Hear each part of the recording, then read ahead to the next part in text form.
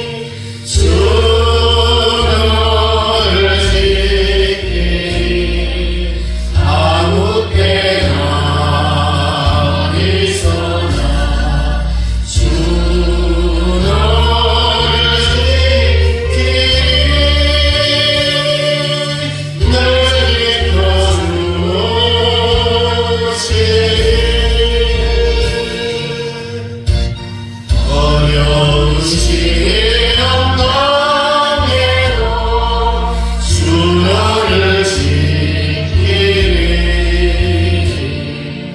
구주의 품에 넣어라 주 너를 지키리 주 너를 지키리 아무 때나 어디서나 주 너를 지키리 날 지켜주시리.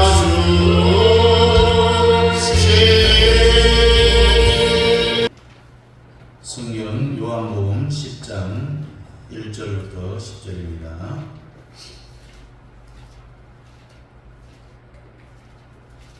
요한복음 10장입니다.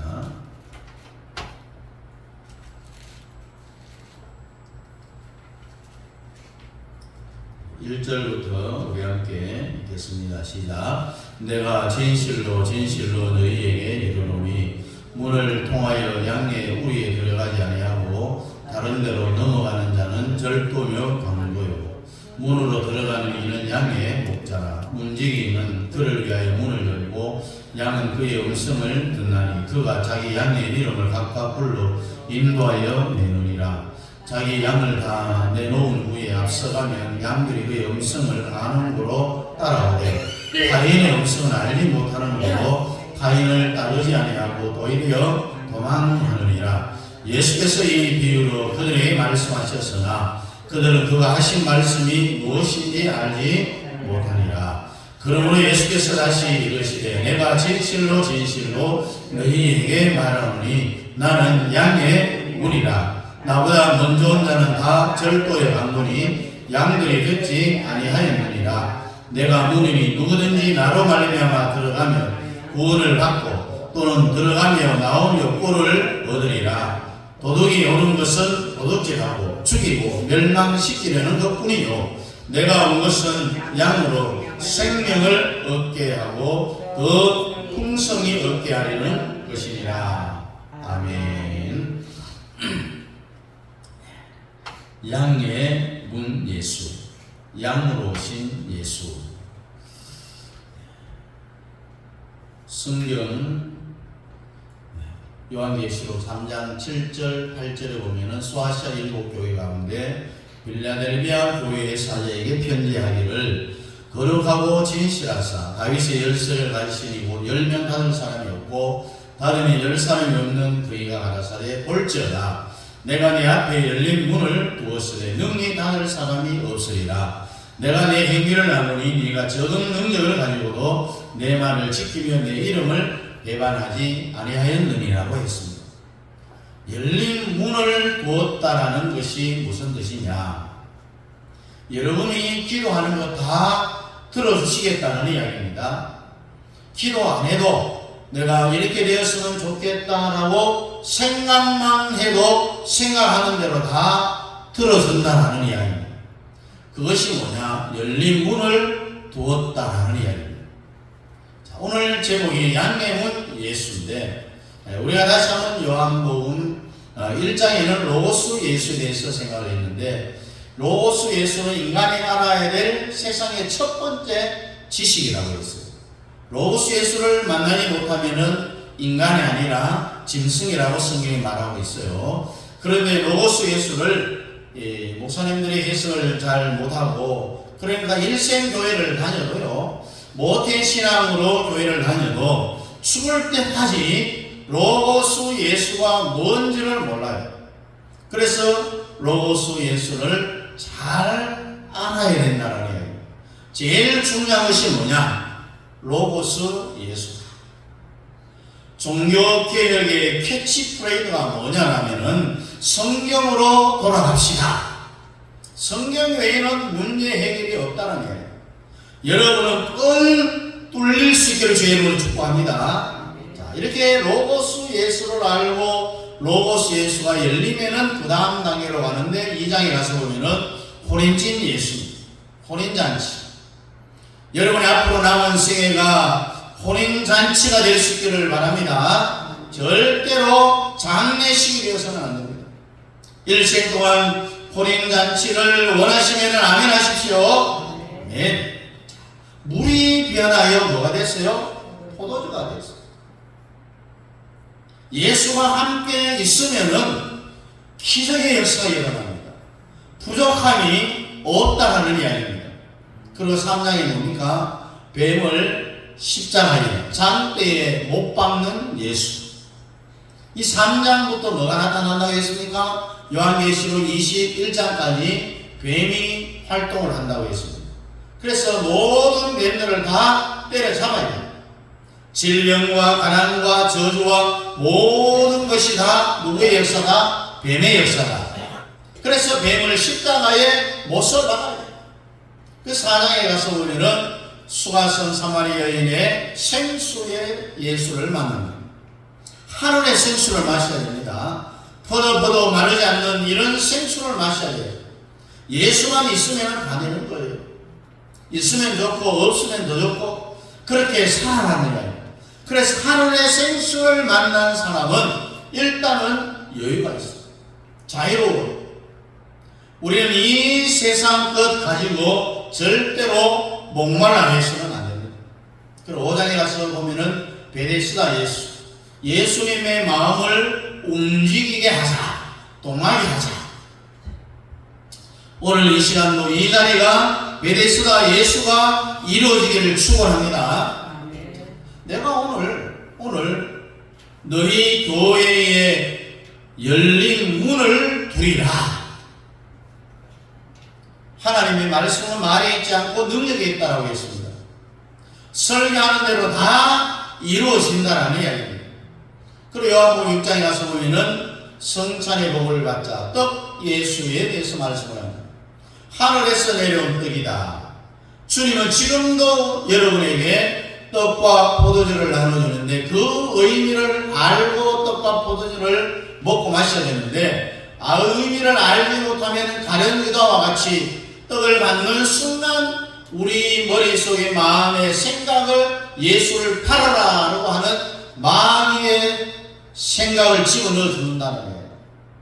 그래서 성찬의 의미를 모르고 먹고 마시면은 가련 유다와 같이 된다라는 이야기입니다. 그리고 7장에 가서 보니까 강 예수에 대해서 수가성 우물가 생수에서 물을 우물에서 퍼서 마셨지만은 7장에서는 강 예수, 그러니까 우물물을 퍼서 마신 것이 아니라 아예 강에 풍덩 빠져서 헤엄치는 것이다. 이것을 뭐라고 하느냐? 성령 세례를 반드시 받아야 된다는 이야기입니다. 다 이렇게 체험할 수 있기를 주의 이름으로 축복합니다. 그리고 8장에 가서는 아버지 예수. 설명할 필요가 없어요. 아버지 하면은 그 안에 다 포함이 되어 있잖아요. 예수가 나의 아버지다. 아무리 훌륭하고 뛰어난 육신의 아버지를 가져도 예수 아버지하고는 비교할 수 없는 거예요. 비교 자체가 안 되는 거예요. 그래서 우리는 육신의 부모는 있을 수도 있어요. 또 육신의 부모는 없을 수도 있지만은 예수 그리스도가 나의 아버지로 항상 우리 속에 있다는 그 자체가 축복이라는 이야기예요. 그리고 9장에서는 실로암 예수. 주님이 얼마나 좋아요? 이 세상에 있는 사건을 다 듣고 내가 너에게 존재의 제일 원인이 되어주리라. 호림집을 내가 만들어주리라. 뱀을 십자가에 못 박아주리라. 생수를 주리라. 어떤 육신의 병 들어가기만 하면은 베데스다에서 다 고쳐줄 거다. 영원히 배고프지 않도록 하늘에 떡을 주리라. 내가 강 같은 평화를 주리라. 아버지가 되어 주리라. 실로암이 되어 주리라고 했습니다. 이렇게 좋은 예수를 왜 안 믿느냐는 이야기입니다.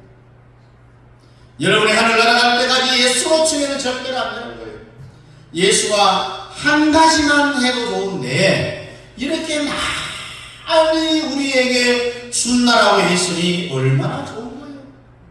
그러니까 요한복음을 우리가 해독할 수가 있어요. 요한복음을 해독해야 다른 성경이 풀려 요한복음을 통하여서 본 9가지가 이 자리에 다 임하여 계신다는 거예요. 여기가 바로 실로암인 거예요. 보조 믿음을 활용을 했다라고 했죠. 나멘토부터 앞을 못 보는 그 사람의 믿음이 아직도 연약하기 때문에 본인의 믿음으로 눈을 뜨게 할 수 없기 때문에 주님이 땅에 침을 뱉다가 진흙으로 흑여서 눈에 발라두고 실로암 못에 가서 씻으라 가는 동안에 내가 실로암 못에 가서 씻으면 내가 눈이 열리겠구나, 그런 믿음이 다시 생긴다는 거예요. 현실의 본사에 천국 고약 이야기도 마찬가지입니다. 오늘 10장 양의 문 예수에 대해서 말합니다. 이 10장은요 조금 머리를 써서 들어야 돼요. 왜냐하면 성경이 기록된 것은 한국에서 기록된 게 아니고 이스라엘 나라에서 중동지방에서 기록된 거예요. 그 나라의 풍습을 알아야 되고 문화를 알아야 성경의 뜻을 우리가 이해할 수 있는 거예요. 한국과 이스라엘이 다른 것이 뭐냐? 전쟁 문화가 달라요. 한국의 전쟁 문화는 산 꼭대기 고지를 뺏는 전쟁이에요. 그래서 우리가 백마고지 전쟁, 하루에도 몇 번씩 주인이 바뀌는 고지를 점령하는 이 전쟁이 한국 전쟁이에요. 높은 산에 멸사들이 올라가서 총을 아래로 쫙 평지에 있는 땅을 향하여서 총을 겨누면 거기에 있는 모든 것이 다 우리의 것이 되는 거예요. 그래서 한국 전쟁은 고지를 뺏는 거예요. 그러나 중동의 전쟁은 고지 뺏는 것이 아니라 성을 뺏는 거예요. 다 평지고 사막이니까 적들로부터 자기를 지키기 위해서는 성을 아주 튼튼하게 만들어야 됩니다.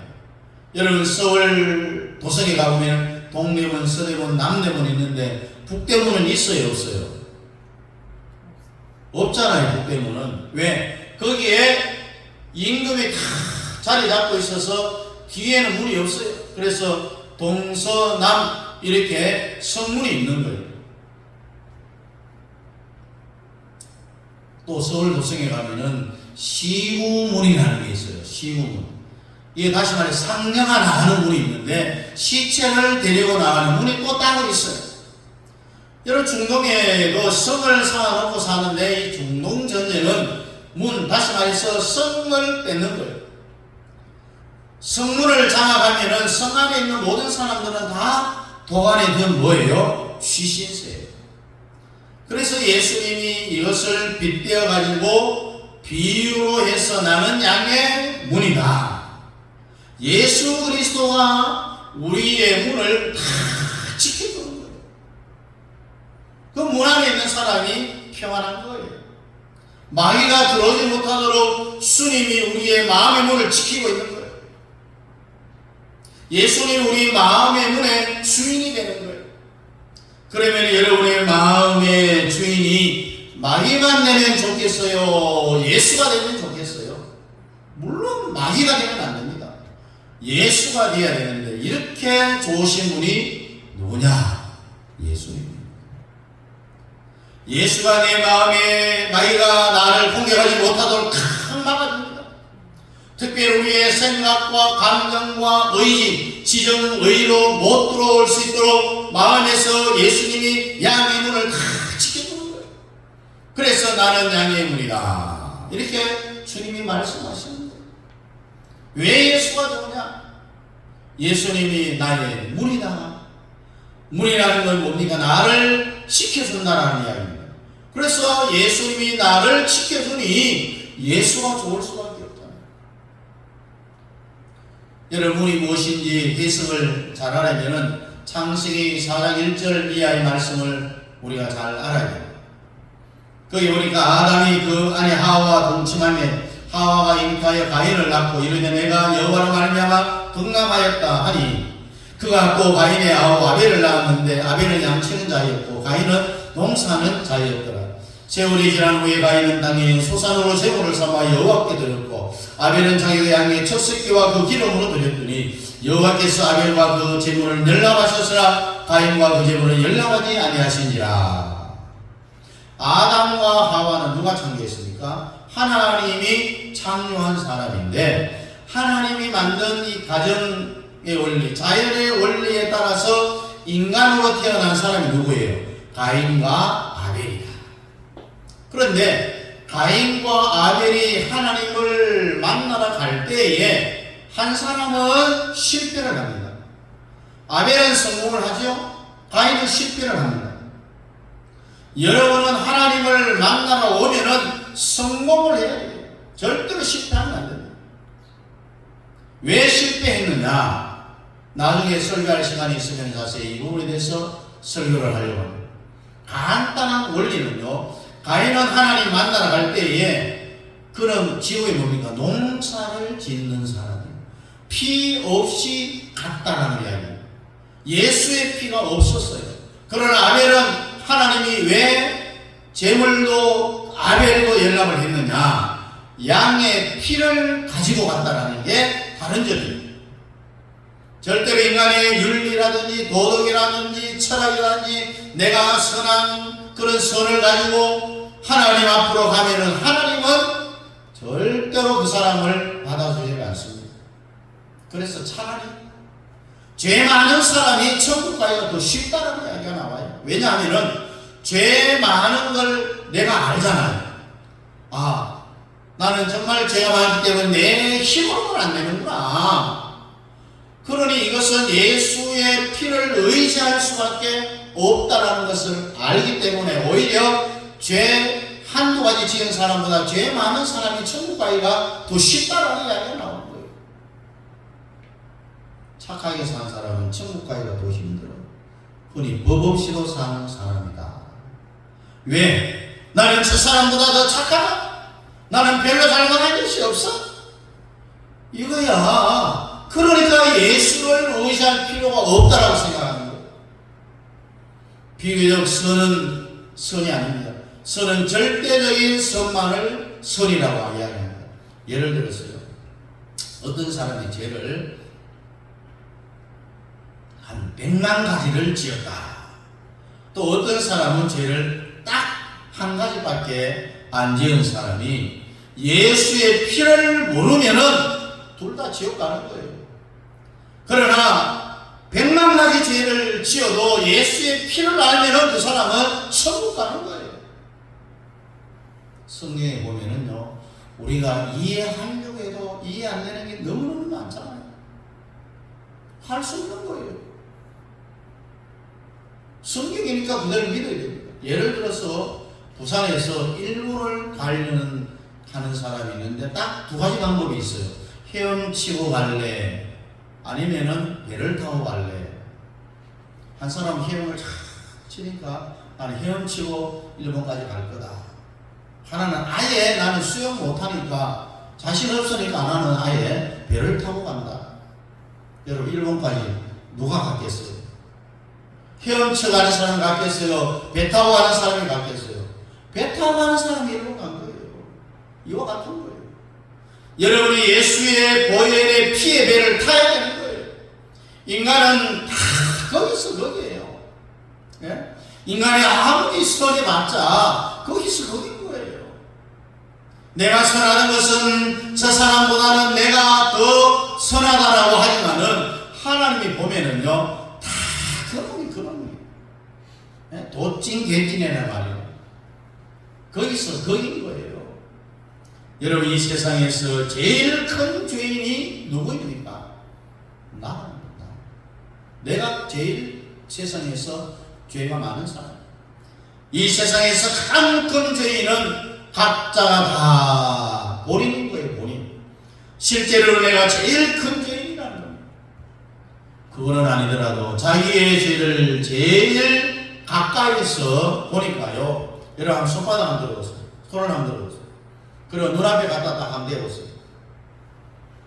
저 갖다 대기 때문에 여러분들이 뵀는지 안 됐는지 안 보입니다. 그럼 여러분들이 눈을 딱 뜨면 뭐가 제일 크게 보입니까? 손이 제일 크게 보이잖아요. 그래 손을 한번 내려보세요. 그래 보면 손이 커요, 적어요? 적게 보여요. 큰 것이 훨씬 더 많다는 이야기입니다. 누구든지요, 자기가 제일 큰 죄인으로 볼 수밖에 없는 것은 죄를 자기 양심으로 제일 가까운 데서 보기 때문에 그래요. 사도 바울이 뭐라고 말합니까? 죄인 중에 나는 괴수다라고 했습니다. 죄인 중에 최고의 우두머리라고 했습니다. 그래서 성경에서 다른 사람을 정죄하는 것을 용서하지 않습니다. 자기 눈에 들보는 보지 못하면서 다른 사람의 눈에 들어있는 죄를 지적하는 것은 잘못이다라고 했습니다. 사람은요, 자기 죄를 제일 가까이서 보기 때문에 다른 사람을 정죄하지를 못합니다. 정죄하려다 보니까 나도 죄인인데, 똑같은 죄인인데, 중요한 것은 양과 그 기름으로 하나님 만나러 나가야 된다는 거예요. 예수의 피가 있어야 된다는 거예요. 양과 그 기름으로 나갔다라는 것은 전제되는 것이 양이 죽었다라는 거예요. 양이 죽어야 기름을 가지고 갈 거 아니에요. 그래서 아벨의 제사를 드리는 아벨도 제물도 하나님이 다 받았다. 그러나 가인의 제사는 가인도 안 받고 가인의 제물도 안 받았어요. 자, 그러니 어떤 일이 생겼나요, 여러분? 로마서를 해설하는 열세가 창세기 4장 7절입니다. 네가 선을 행하면 어찌 낯을 들지 못하겠느냐? 선을 행치 아니하면 죄가 문에 엎드리리라. 문이라는 말이 최초의 얘기 나옵니다. 죄의 소원은 내게 있으나 너는 죄를 다스릴지니라. 드디어 성경 중에서 최초의 문이라는 말이 창세기 4장 5절 7절에 나왔습니다. 그런데 가인의 마음의 문에는요, 내가 선을 행치 않으면 어찌 낯을 들지 못하겠느냐? 선을 행치 않으면 죄가 문에 엎드리니라. 죄가 문에 엎드린다는 이게 보문이에요? 대문입니까? 아니죠. 마음의 문인 거예요. 마음의 문, 죄가 마음의 문에 엎드려 있다는 거예요. 오늘 제목은 우리의 문에 누가 계셔야 된다라고요? 예수가 계셔야 된다. 그러니까 다 두 가지. 이 세상 사는 사람 중에는요, 마음의 문에 죄가 딱 장악을 하고 있는 사람이 있는가 하면은, 어떤 사람은 예수가 마음의 문을 딱 장악하고 있어요. 이 두 종류입니다. 그러면 여러분의 마음의 문에 예수가 있어야 됩니까? 죄가 있어야 됩니까? 예수가 있어야 됩니다. 이것도 창세기 4장에 그냥 죄라고 쓰여져 있죠. 이 죄는 인격과 지키는 말이에요. 그래서 죄와 마귀는 똑같은 거예요. 차라리 성경을 새로 번역한다면은 죄 대신 마귀라고 하는 게 훨씬 안 낫겠나 싶어요. 너의 마음의 문에는 마귀가 엎드려 있다. 엎드려 있다는 이 말은 인간의 마음은 지정의 생각과 감정과 의지를 누가 주장해야 된다는 거냐? 예수가 주장해야 된다는 이야기입니다. 절대로 마귀가, 죄가 우리의 마음의 문을 주장해서는 안 된다는 거죠. 죄가 마음에 엎드렸다는 거예요. 예수가 마음의 문이라는 것은 내 생각, 감정, 의지를 예수가 완벽하게 장악하고 있다는 거예요. 그래서 자기 마음대로 생각이 안 돼요. 예수가 여러분의 생각을 다 통제하고 있는 거예요. 이게 바로 문을 정복했다는 말입니다. 여러분의 감정을 누가 장악했다는 이야기입니까? 주님이 장악했다는 이야기입니다. 예수가 움직이는 여러분의 행동을 장악했다는 이야기입니다. 이것이 바로 예수님은 양의 문이라는 거예요. 반대로 내 생각을 마귀가 장악했다. 이거는요, 그 문에 사탄이 다 엎드려 있다는 이야기입니다. 여러분의 마음의 문을 마귀한테 냈으면 절대로 안 되는 거예요. 그런데도 너무너무 잘 내주고 있는 거죠. 성령도 그렇고요, 마귀도 그렇고, 사람의 마음의 문을 다 노리고 있어요. 서로 찬양하려고. 결국 지정의를 노리는 거예요. 우리의 생각과 감정과 이것을 서로서 빼앗으려고, 성령은 성령이 뺏으려고, 예수는 예수가 뺏으려고, 여러분의 생각, 감정, 의지를요 사탄도 뺏으려고 하는데, 마귀한테만은 절대로 빼앗겨서는 안 된다는 거예요. 이것을 로마서식으로 말하면은 죄가 왕노릇한다라는 표현을 합니다.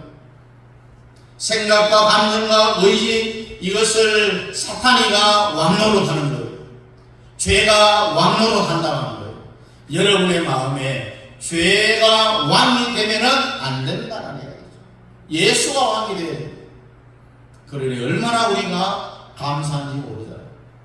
예수님이 여러분의 생각, 감정, 의지를 여러분들 마음대로 하지 못하도록 주님이 다 통제를 하는 거예요. 컨트롤을 하는 거예요. 그래 얼마나 감사합니까?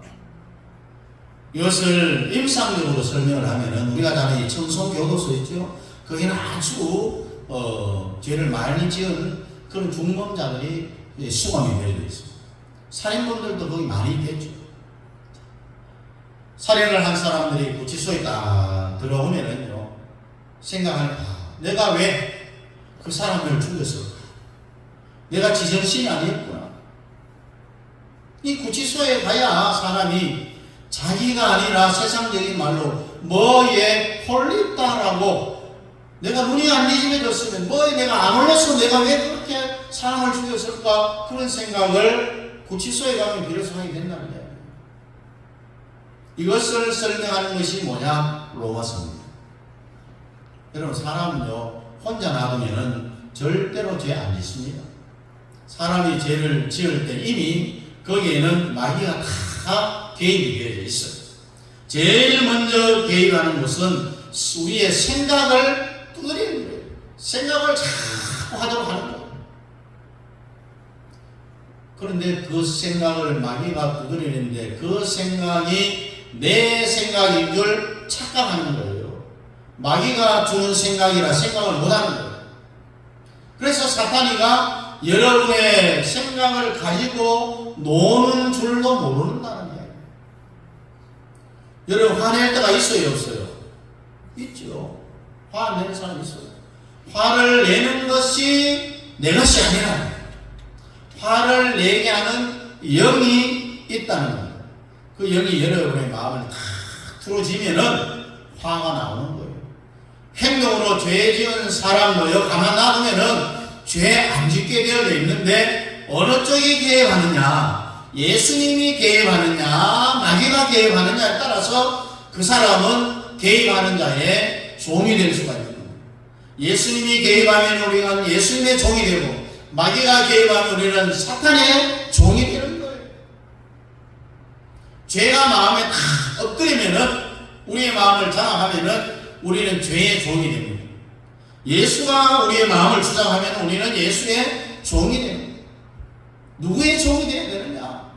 마귀의 종이 되어서는 안 되고 예수의 종이 되어야 되는 거예요. 이것은 일반 교육으로는 안 되기 때문에 모든 사람은 교회가 나와야 됩니다. 유치원에서 대학원까지 아무리 공부해도요, 그 마음속에 이미 엎드리고 있는 원초적인 주인이 있어요. 사탄이가 바뀌어지질 않는다는 이야기입니다. 사탄이가 그 사람 마음속에 점령하고 있으면 그 사람은 현재 죄는 안 짓는다 할지라도 이미 죄를 지을 가능성이 있는 후보생입니다. 뿌리 자체가 죄라는 죄. 여러분, 예를 들어서요, 장미는 가시도 있고 없는 장미도 있어요. 근데 뿌리가 장미면은 장미예요. 예쁜 꽃을 피워도 뿌리가 장미면 장미인 거죠. 꽃이 피든 피지 않든 뿌리에 따라서 본질이 달라지는 거예요. 여러분, 뿌리가 예수가 되어야 된다는 이야기입니다. 뿌리가 마귀인 사람은요, 우리가 다른 나무로 만들기 위해서 가지를 뜯어서 접붙이는 것과 마찬가지로 뿌리 자체를 접붙여서 그 뿌리 자체를 바꿔야 된다는 거예요. 이렇게 설명을 해줘도 못 깨닫는 사람은 집에 갈 필요 없어요. 공동묘지 가야 돼요. 네? 여러분의 지정의 생각, 감정, 의식, 마음의 문을 사탄에게 절대로 넘겨주면 안 됩니다. 성경에 보면요, 대표적인 사람이 가인이에요. 사탄에게 자기의 마음의 문을 넘겨준 대표적인 사람이 가인. 가인의 마음의 문을 사탄에게 넘겨준 첫 번째 인간입니다. 성경에 보니까 죄가 문에 엎드린다라고 했지만은 요한일서 3장 12절을 보면 본색적인 말로 이렇게 표현합니다. 가인같이 하지 말라. 저는 악한 자에게 속하여 그 아우를 죽였으니 어찐 영고로 죽였는ਜੋ. 자기의 행위는 악하고 그 아우의 행위는 의로움이라고 했어요. 그 뒤에는 죄를 인격화시켜갖고 벌써 마귀다라고 말하는 거예요. 창세기 4장에 죄가 문에 엎드린다라는 것이 무슨 말인지 모르는 거예요. 죄를 짓는 사람은 다 이런 원리를 가지고 죄를 짓는데 가장 분명한 사람이 예수를 은삼시에 파는 가룟유다였어요. 마귀와 가룟유다 생각에 예수를 팔려는 생각을 집어넣었다. 요한복음 13장 2절에 뭐라고 말합니까? 마귀가 벌써 시므온의 아들 가룟유다의 마음에 예수를 팔려는 생각을 넣었더니 가룟유다의 마음에는 예수가 있어요? 없어요? 없어요. 성천의 의미를 모르고 떡과 포도주를 주님의 살과 피를 마시면은 가룟유다와 같이 그 마시는 순간, 받는 순간에 마귀가 그 사람을 점령해갖고 예수를 팔 생각을 집어넣었다는 겁니다. 처음부터요, 예수님은 가룟유다 안 지켜주었어요. 가룟유다는 태어날 때부터 주님이 구원 안 시키기로 또 예수를 십자가에 못 박는 데 써먹으려고 또 가룟유다가 예수님을 팔아먹도록 주님이 그렇게 하신 거예요. 이걸 신학적인 용어로 허용작정이라고 합니다. 여러분 오늘 교회에 이렇게 나온 것은 여러분의 힘으로 나온 게 아닙니다. 성령의 힘으로 교회에 나온 거예요. 우리가 이제 불렀던 찬송 하나님의 은혜로 있을 데 없는 자, 아무리 자기 쓸모없는 인간을 하나님의 은혜로 이렇게 오게 하셨다는 거예요. 성령이 여러분의 마음을 움직여서 여러분의 마음을 성령이 흔들어갖고 여기 교회에 다 앉혀놓았다는 거예요. 그러니 얼마나 감사합니까? 그래서 여러분들은 절대로 이 마음의 문에 누구를 세워놔야 되느냐? 예수를 다 세워놔야 돼요. 네? 마음의 문에 예수가 있도록 예수를 향해서 막 요청을 해야 됩니다. 내 마음의 문을 지켜달라고. 예수님 내가 오셔서 내 마음의 문을 지켜주십시오라고 그렇게 간절하게 요청을 해야 되는데 가만히 있으면은 예수님이 우리 마음의 움직이기가 안 되어주는 거예요. 적극적으로 불러야 돼요. 그런데 반대로 마귀는요, 오라 소리 안 해도 가만 놔둬도 지 마음대로 마음속에 막 들어오는 거예요. 그래서 이것을 성경은 뭐라고 이야기합니까? 도적이다. 예수와 도적을 다 비교시켜 놨잖아요. 오늘 10장 10절에 보니까 도적이 오는 것은 뭐요? 도적질하고 죽이고 멸망시키려는 것뿐이요, 내가 온 것은 양으로 생명을 얻게 하고 더 풍성히 얻게 하려는 것이다 라고 예수하고 마귀하고 다 비교를 시켰어요. 마귀는 이렇다, 예수는 이렇다. 마귀는 도적놈이다, 예수는 우리의 생명을 얻게 하기 위해서 양으로 오신 겁니다. 딱 비교해 놨잖아요. 마귀는 처음부터 도적이라고 했어요. 여러분 도둑놈한테 여러분의 마음의 문을 맡기면 될까요? 안 될까요? 안 되죠. 세상 사람들은 이것을 알까요? 모를까요? 몰라요. 자기가 참을성이 없어서 죄를 짓는구나. 그때 내가 조금만 더 참았으면 안 그랬을 텐데. 그때 내가 그 사람만 안 만났어도 내가 안 그랬을 텐데. 이미 잠재적 죄의 능력이 그 사람의 마음을 다 틀어지고 있는 거예요. 그래서 아예 여러분들의 마음을 사탄을 다 마음에서 쫓아내야 돼요. 예수가 주장하면은요, 밖에서 죄를 설령 우리가 지을 수 있잖아요. 그거 짓는 것이 현실로 이루어져도 죄가 안 나오는 거예요. 여러분, 사람의 변화는요, 영적인 변화가 먼저 일어나야 돼요. 여러분 눈에도 예수가 딱 자리를 잡아야 된다는 이야기입니다. 성령이 자리를 잡아야 됩니다. 앞으로 여러분의 죄를 덜 짓기를 원하시면 아멘 하시기 바랍니다. 예. 그럼 여러분의 마음의 문에 보초병이 누구냐? 예수를 세워놔야 된다는 이야기입니다. 여러분, 보초병이 잠자고 졸면은 그 안에 자는 사람이요, 잠은 자지만 얼마나 불안하겠어요. 적군이 들어와 보초가 조는데 적군이 들어오면 안에 있는 사람 다 죽어요. 마귀를 보초병으로 세워서는 안 돼요. 예수를 우리 마음의 문에 보초병으로 세워야 돼요. 그래서 여러분의 지정의를 누가 주장하게 해야 되느냐? 예수가 주장하게 해야 돼요. 우리의 생각과 감정과 의지를 예수님이 다 틀어주고 우리를 컨트롤해야 되는 거예요. 예수가 다 틀어줘야만이 여러분이 죄를 지을 수 있는 생산 공장 가동이 멈추게 되어집니다. 모든 죄가 다 그렇습니다. 제일 무서운 죄가 뭐냐? 영적 질서입니다. 어떤 원리에 따라서 저런 죄를 짓는 일은 몰라요. 절대로 마음의 문을 사탄에게 물려주면 안 돼요. 예수가 여러분의 마음의 왕이 되게 해야 됩니다. 그래야만이 여러분의 생각과 감정과 의지, 그래서 예수가 양의 문이라는 이야기. 정리합니다. 문이라는 것은 우리의 생각과 감정과 의지를 오늘부터 예수가 틀어질 수 있도록 해야 됩니다. 마귀가 틀어지어서는 안 됩니다. 예수가 우리의 마음의 문에 보초병으로 서야만이 우리가 온전할 수가 있는 거예요. 이것을 주님이 내가 양의 문이다, 예수가 양의 문이다. 여러분이 이제 주님 앞에 가는 그 순간까지 언제 갈지 내가 가기 전에 주님 오실지 모르지만은 어쨌든 주님 앞에 가는 그 순간까지 우리의 마음의 문을 예수 그리스도가 다 틀어지고 우리의 생각과 감정과 의지를 컨트롤할 수 있도록 주님만을 의지하는 삶을 살아갈 수 있기를 주님의 이름으로 축복합니다. 기도하겠습니다. 주님, 우리의 마음의 문을 사탄에게 내어주지 말게 해주시고 예수 그리스도가 우리의 마음의 문에 보초병으로 서서 우리의 생각과 감정과 의지를 다 틀어지고 우리를 주장하게 하여 주시옵소서.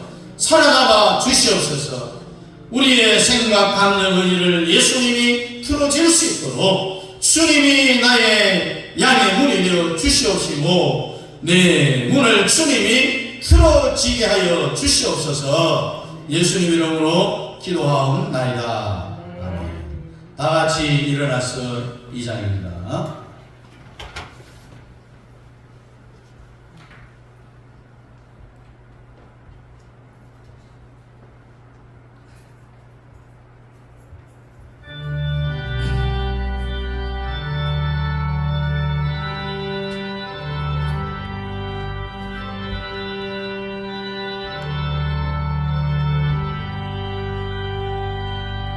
영원히